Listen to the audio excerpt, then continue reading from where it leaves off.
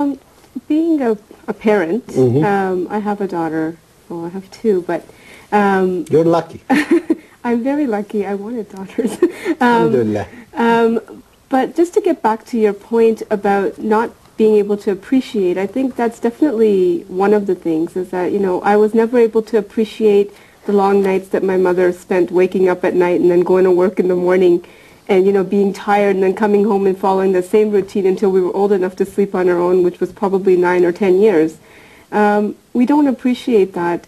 But one of the things that I remember is communication that my mother had always had with us. And I think that's something that we're lacking. We're so busy watching TV and going to work and doing this and doing that that we don't establish a time to sit down and communicate with our children. We don't have the time to sit down at dinner and Mm-hmm. say, how was your day? What did you do? What did you learn? And try to, let them know that you are there for them. Part of our household we're trying to establish is that, every day we sit down and we talk to the children and say, what did you do today? And then you get to know the things they've done right in the day and the things they haven't done. And that's very important because, to bring up children, and we have to realize it is an investment.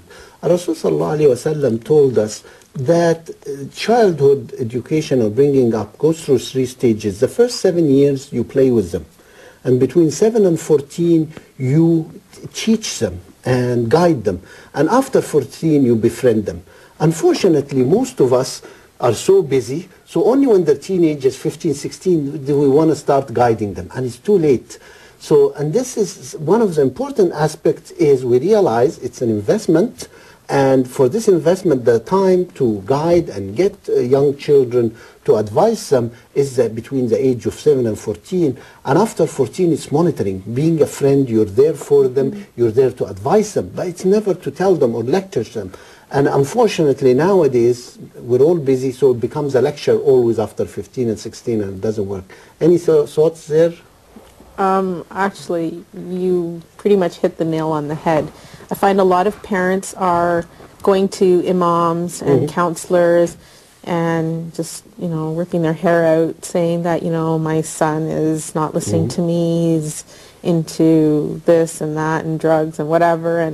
And by that time it's too late because the parents didn't take the time to talk to the kids, to help them develop as, youth, and then just stay with them, that by the time they're in their teens, they've lost them. And at that point, there's no more disciplining you can do. That's a good point. We have to go for a break, so there's more to come. Please stand by.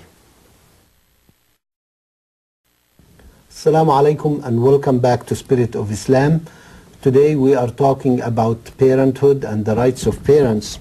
And one important aspect is obviously sharing time.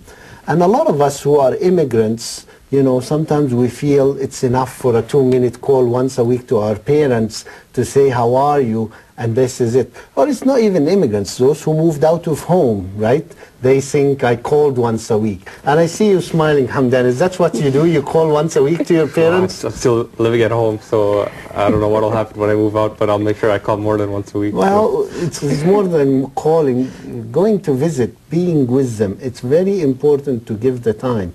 I know, we live in a society where everybody's so busy and everybody has the reason. But how do we give and how do we understand, more than the call is sharing the time and going to visit. And there is a lot of sawab, there's a lot of blessing in visiting. So Prophet Muhammad sallallahu alaihi wasallam says, he who wants his Allah to provide him more and fulfill his life, he should visit his relatives. And of course, the best relatives is the parents. So it's an important aspect that this thing that I call them or I know they're okay, it really isn't the right thing. And how do we give the message out? What's your thoughts?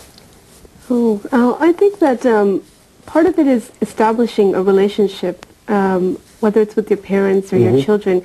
And those are the relationships that carry throughout your life.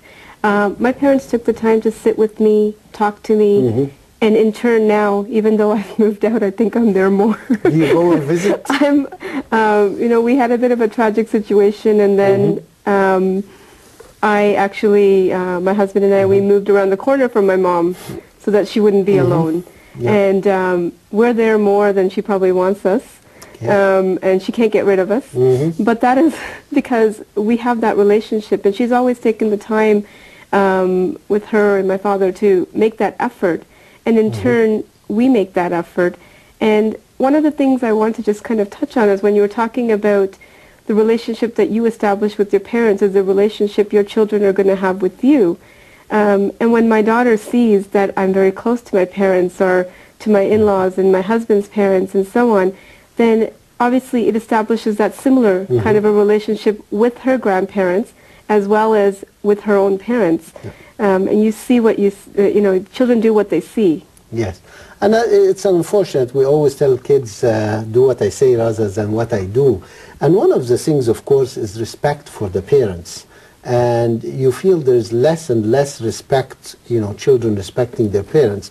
And what you described is if your children seeing you respecting the parents, they would respect you, and it goes on. And how could we deal with this, Hamdan? Where do you see this? Well, I think not only if your children see you respecting your parents, but they just see you respecting other people of like your uncles, your aunts, and other people who are like older or necessarily like people who deserve respect, then they'll know that if you're respecting these people this much, and after you respect my parents even more than you're respecting them.